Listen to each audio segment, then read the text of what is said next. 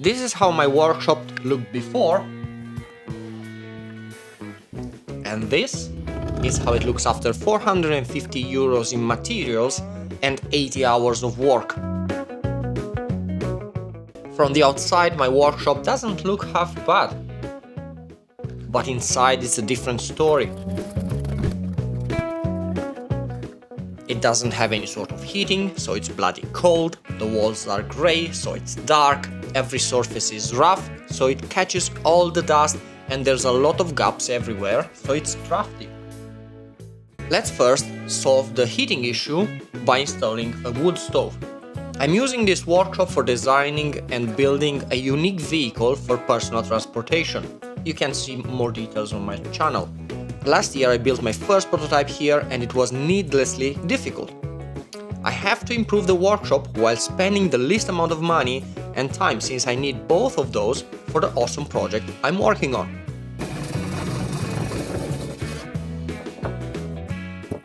This is corrugated stainless steel tubing. It is very affordable, costing only 6 euros per meter. I run the stove tubing this way to collect as much heat as possible from the exhaust, but left enough distance from the ceiling so nothing catches fire.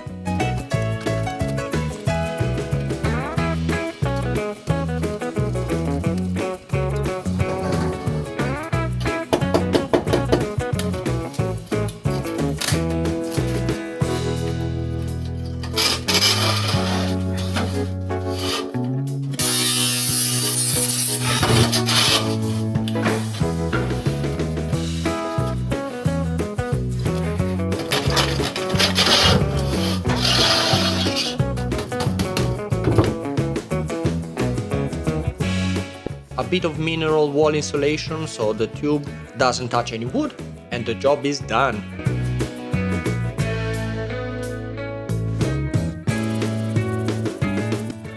So the stove is finished, and let's see if it works, and hopefully I'm not gonna burn the place down.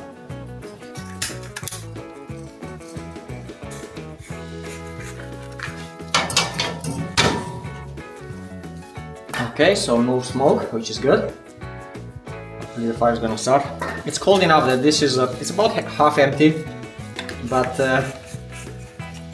it's so cold that it doesn't have any pressure. Once the fire starts, we will have to leave the room because the stainless steel tubing has a sort of oil in it to protect it from corrosion, and it's a really nasty smoke. You can see. There is a nasty smoke. Let me open the window. You see there? This is just horrible. And it's the oil burning. Now that I have heating, it became apparent that I need to close all the small gaps, letting the heat escape. A bit of color also makes a difference.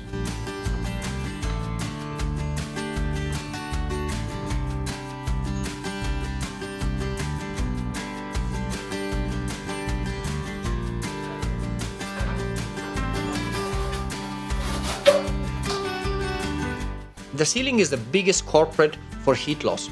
To fix that, I purchased polystyrene and attached it with wood screws and a large washer. And if I ever decide to remove the insulation, it's going to be easy. Also, the polystyrene being white helps a lot with reflecting light and making the space seems even bigger.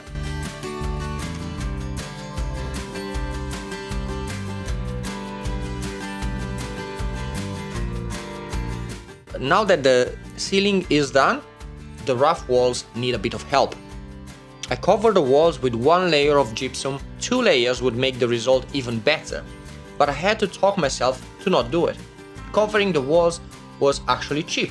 I've used 3 bags of Weber N17 at 6 euros a bag, and I suppose the second layer would need even less material, but it takes a lot of time, and the time is precious, so 1 layer it remains. Before applying the material, it's important to scrape all the high spots and vacuum everything to get a good surface bond.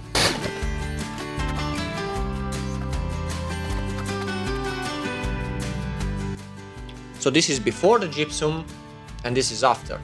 It's a huge improvement.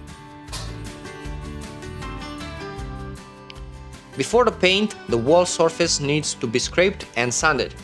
That makes a lot of fine dust that needs to be removed before applying the primer. The primer is to ensure good paint adhesion.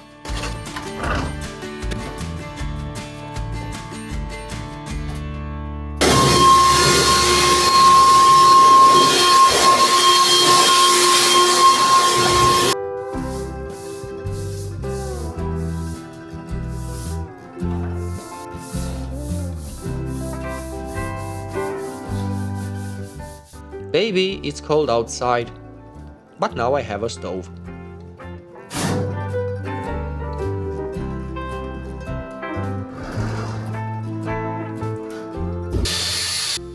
The paint actually comes in its own bucket, but my cumbersome ass dropped the bucket, the thing cracked, made a mess and lost some paint.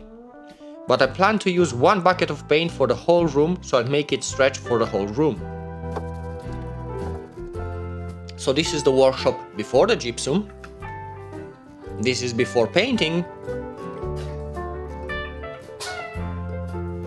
And this is after painting. Beautiful.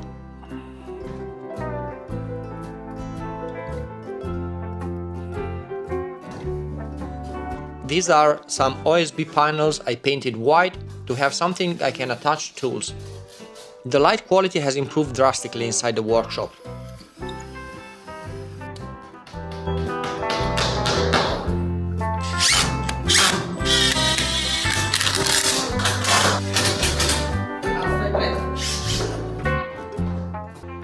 I also purchased the biggest whiteboard I could fit.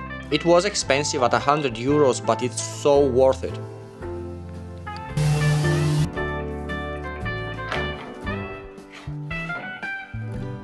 The table needs some work and color, and now I repurpose this tiny room to be the cutting, polishing and grinding space for the workshop. I need a dedicated space for those operations since all of them create dust. And it's the worst kind of dust. Very fine, very sticky, very dangerous, and I mean very dangerous for your lungs. You will see in a minute my solution to keep the dust at bay and away from the workshop.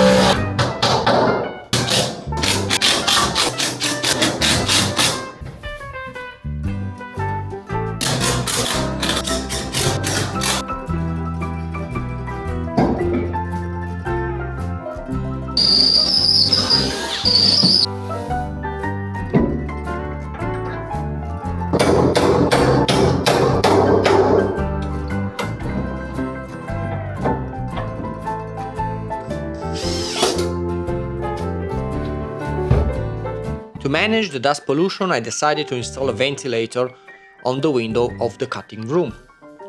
When I use the grinder, the ventilator will pull the dusty air so that it doesn't spread into the workshop.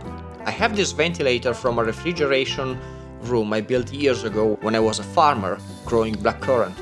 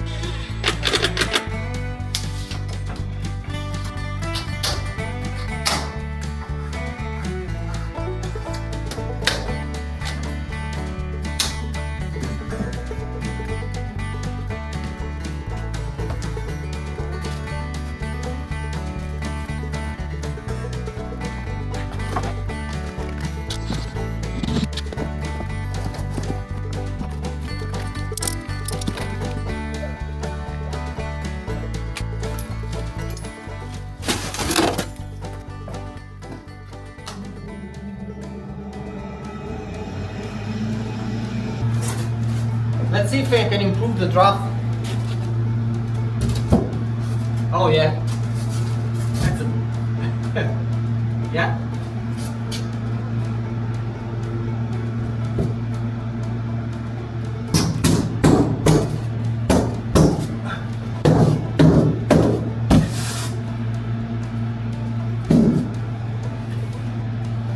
So let's do a little experiment to see if this works.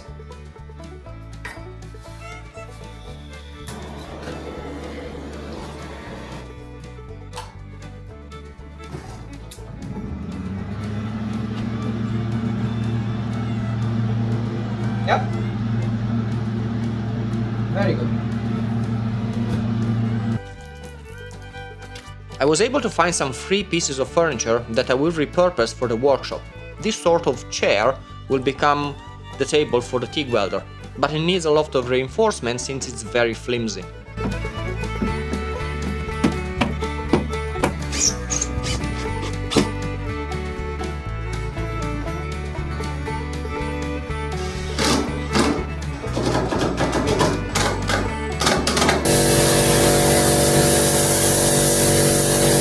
On this other table, I will keep the miter saw.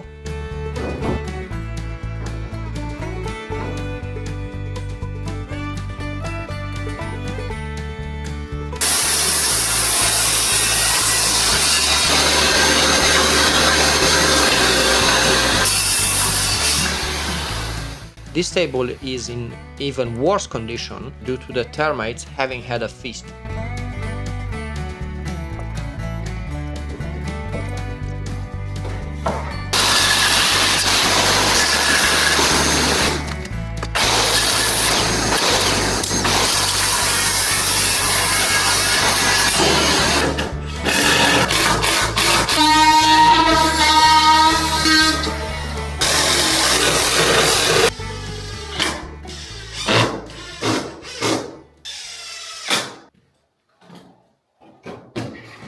This table is also flimsy, so a bit of reinforcement is also needed.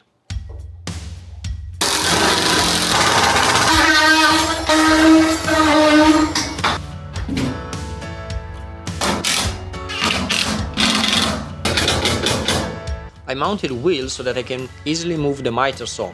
When I cut something, I'll start the ventilator and move the table in the door opening so that dust will be pulled to the grinding room.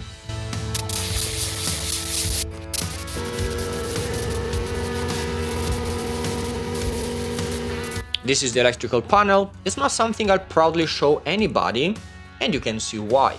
When my parents built this place, it was mostly a farm shed to keep farming tools and animals in. So when I made the electrical, I thought a few MCBs would be enough for 3 sockets and a few lights. Then we added 3-phase power, then I added a few more sockets, and this is the result. I need a bigger panel and sockets for the lathe and welder.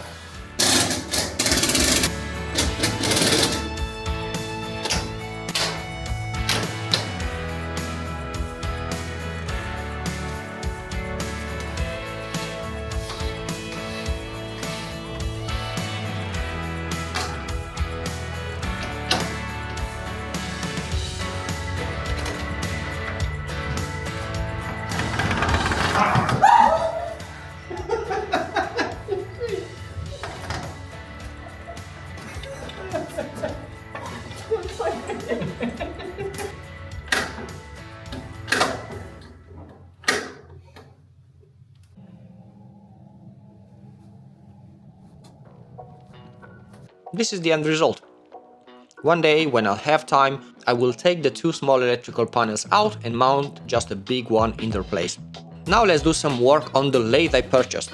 I was looking for a lathe for 3 years, and in that time I couldn't find anything even remotely decent. I live in Romania, and here the used lathes I was able to find were pretty much scrap metal, and they were also fairly expensive at usually 2,000 euros. Last year I said that I'll just spend the money and buy a new one, since I could not find anything decent on the second-hand market. And a decent new lathe is a decent amount of money. The one I was planning to buy being 5,500 euros. A very big investment for me. But sometimes in life, it's when you lose all hope that things work out. Last year in November, I was on a site for used equipment and I saw an ad that there's horny singles in my area. Sorry, I meant that there's a lathe for sale at 15 kilometers distance from my house, and the asking price was only 1500 euros, which is unusually low. Here you can see the only defect I could find. The gear has a few chipped teeth.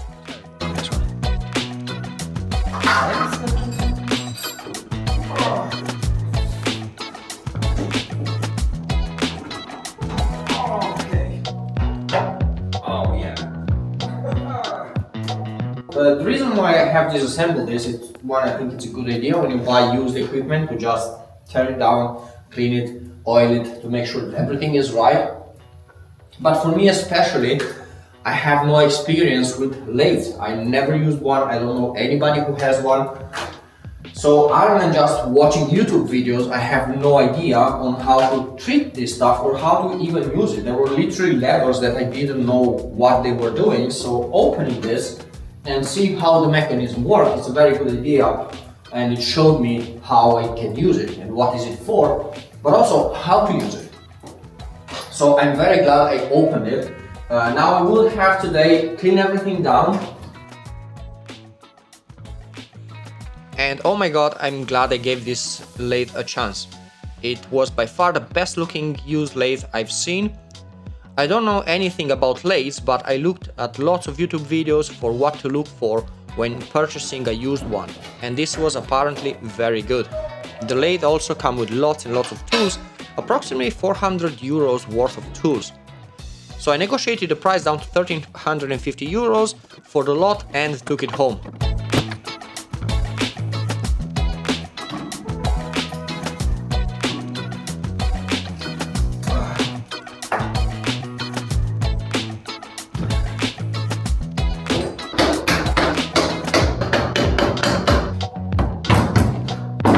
Oh my god.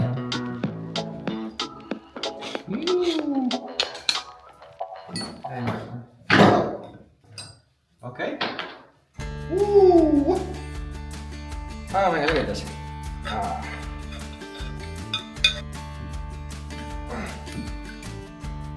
I am definitely not an expert in any of this, so I will just show you this and tell me how it looks. Is it good or is it bad? Hopefully it's not too bad. Okay. It is a bit colder than the other room. Just look outside.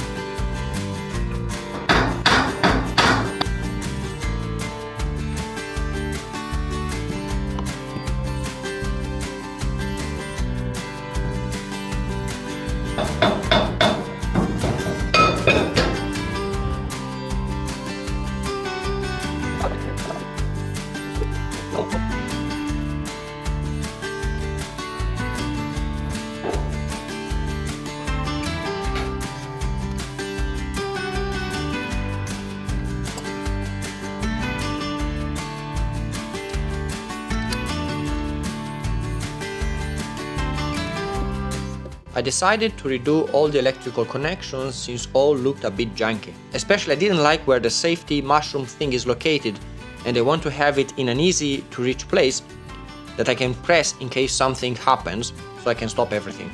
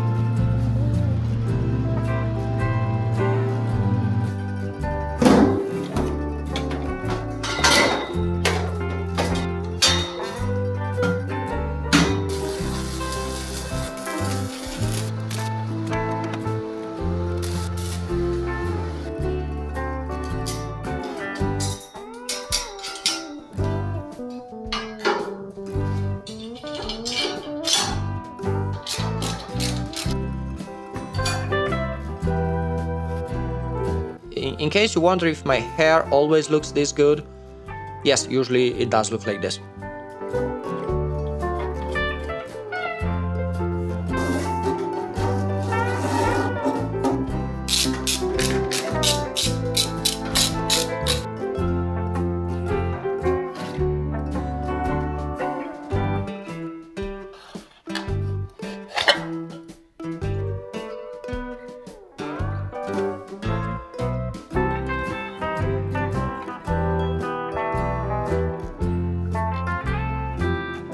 Gorgeous, gorgeous piece of engineering.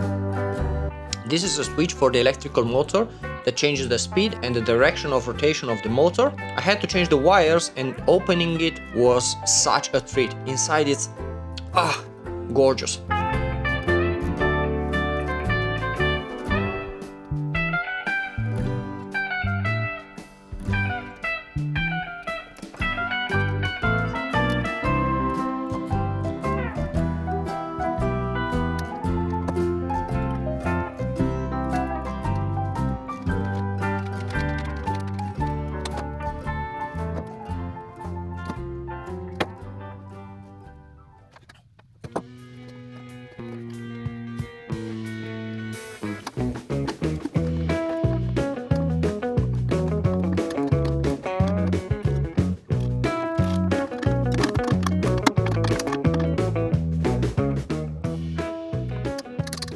So I have just finished, and let's see if all of the connections are good.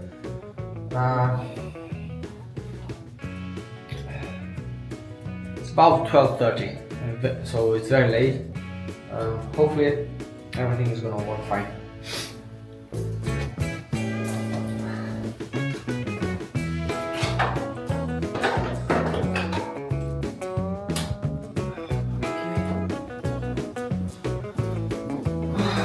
So,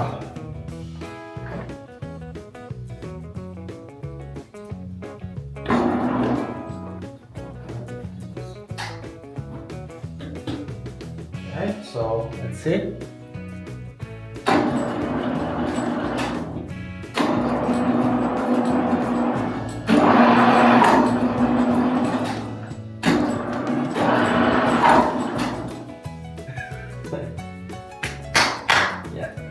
And there's a problem.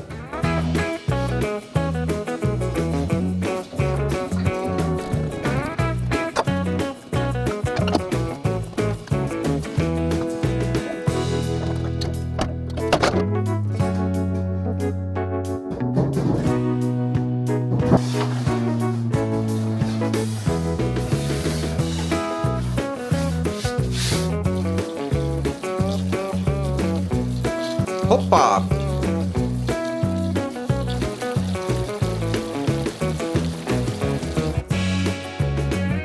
This fridge looking thing is a 3D printer that I purchased for prototyping.